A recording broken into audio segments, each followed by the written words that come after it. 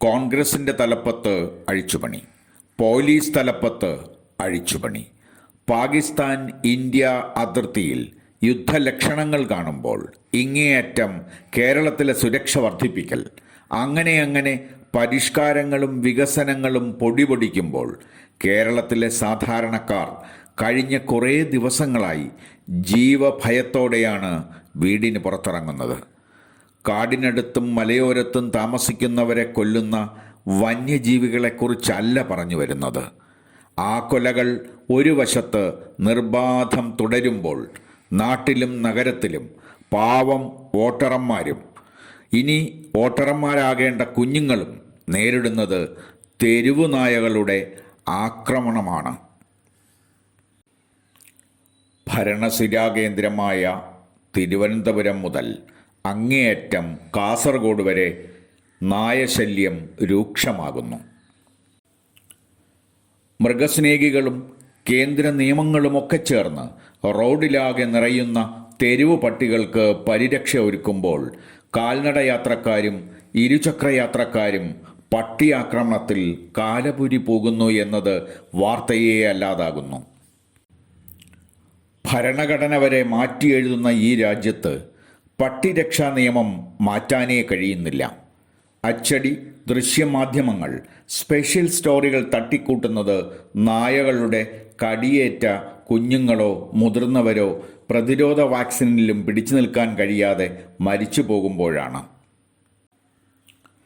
ജനശ്രദ്ധയിൽ വാർത്ത അല്ലെങ്കിൽ special story എത്തിയെന്നറിഞ്ഞാൽ കേട്ടുപഴകിയ ന്യായങ്ങളുമായി കോർപ്പറേഷനും പഞ്ചായത്തും സർക്കാരും മൃഗസ്നേഹികളുമെല്ലാം ഓടിയെത്തുന്നു.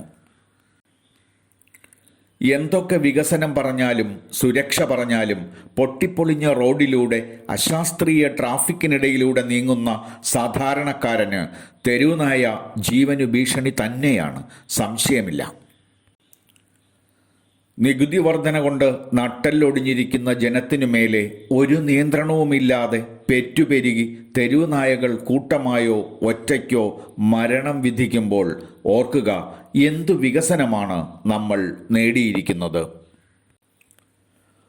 പട്ടിപിടുത്തക്കാരൻ മുതൽ രാഷ്ട്രീയ നേതൃത്വം വരെ ന്യായവാദങ്ങൾ നിരത്തുമ്പോൾ നികുതി നൽകി അന്യായ വിലക്കയറ്റത്തിൽ പൊറുതിമുട്ടി ജീവിതം ജീവിച്ചു തീർക്കാൻ വിധിക്കപ്പെട്ട ഇടത്തരക്കാർ വരെയുള്ളവർ ഈ ഭൂമിയിൽ അല്പായുസല്ലാതെയാവാൻ ആരെയാണ് തൊഴേണ്ടത്?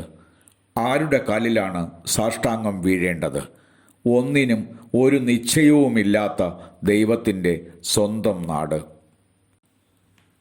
പ്രതിരോധ വാക്സിൻ എടുത്തിട്ടും മരണത്തിന് കീഴടങ്ങേണ്ടി വരുന്ന കുഞ്ഞുങ്ങളുടെ ജീവന് എന്തു വികസനം കൊണ്ടാണ് നമുക്ക് പകരം വയ്ക്കാൻ കഴിയുന്നത്? തെരുവുനായ ഉണ്ടാക്കുന്ന അപകടങ്ങളിൽപ്പെട്ട് ജീവച്ഛവമായവരോ മരിച്ചു പോകുന്നവരോ ആയ സാധാരണക്കാരൻ എന്ത് കുറ്റം ചെയ്തിട്ടാണ് ഈ കൊടും ക്രൂരതയ്ക്ക് ഇരയാകേണ്ടി വരുന്നത്?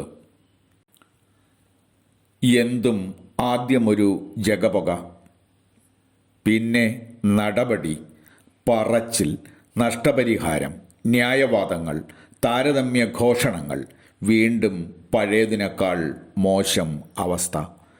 എന്നാണ് ഈ നായ്ക്കൂട്ടങ്ങളിൽ നിന്ന് ജീവഭയമില്ലാതെ മനുഷ്യന് കഴിയാൻ സാധിക്കുന്നത്?